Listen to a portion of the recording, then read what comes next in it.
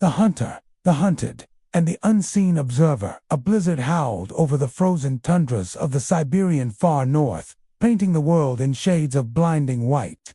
The air was a razor, slicing through the thick hide of a magnificent Siberian tiger, a ghost in the storm. For 3 days, he had hunted, his powerful muscles burning with cold and hunger. He was a perfect killing machine, but the relentless storm had masked his prey and pushed him to the brink of desperation.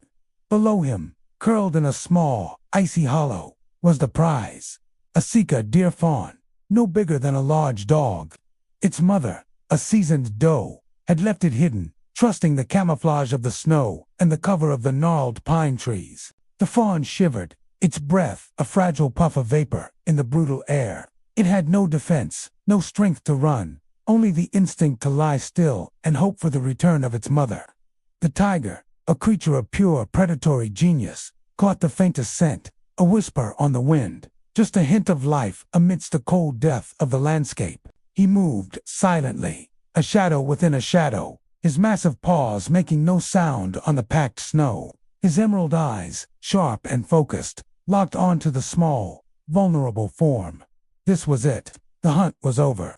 The promise of warmth and life-giving sustenance was within his grasp. But as he coiled to spring, a different presence entered the scene. Not a hunter, but a protector. A matriarch of the taiga, a huge brown bear who had been drawn from her hibernation den by a strange, unseasonal restlessness.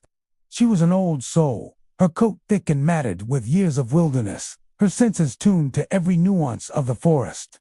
The tiger's scent, a sharp note of threat in the peaceful cold, had not escaped her. She lumbered into the clearing, a force of nature even more immense than the storm. Her presence was a challenge, a wall of fur and muscle that demanded attention. The tiger froze. He was the apex predator, the king of this domain. But this bear was a different kind of power. She wasn't a rival for territory. She was a timeless monument of the wild, and she was standing between him and his meal. What she did next was not an act of aggression, but of profound, unspoken wisdom. The tiger, driven by starvation, expected a fight, a bloody clash of titans that would end with one of them defeated. But she didn't charge, she didn't roar. She simply moved, placing her enormous body directly over the fawn, shielding it completely from the tiger's view. Her eyes, intelligent and ancient, met the tiger's. There was no rage, no challenge, only an unyielding, resolute certainty.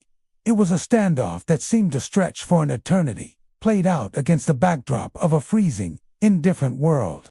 The tiger, its stomach screaming for food, its pride on the line, faced a dilemma. To attack the bear meant a fight he might not win, and even if he did, the cost could be a broken jaw, a torn muscle, an injury that would ensure his own slow death. The bear offered no compromise, just a silent, absolute veto.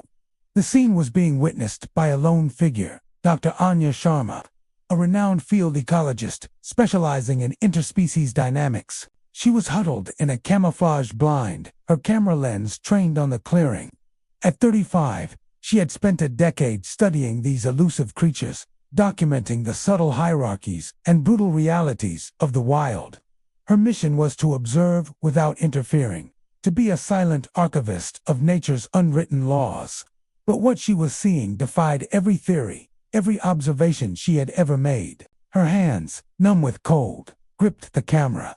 This wasn't a territorial dispute. This was a direct, calculated intervention. The bear was not protecting its own cub. It was protecting a different species entirely.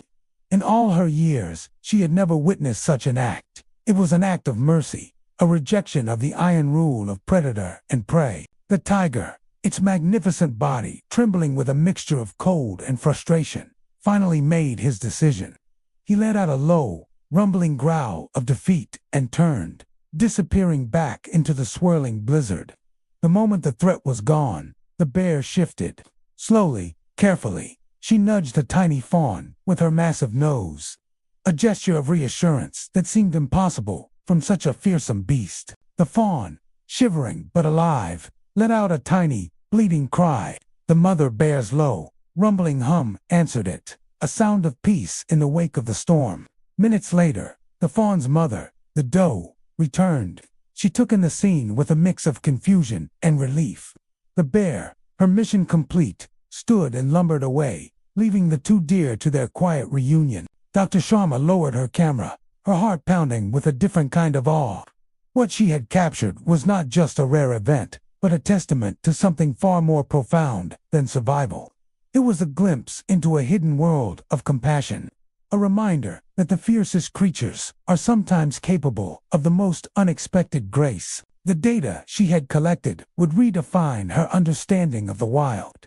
It proved that, in the most hostile environments, sometimes the most powerful force isn't the will to kill, but the will to protect.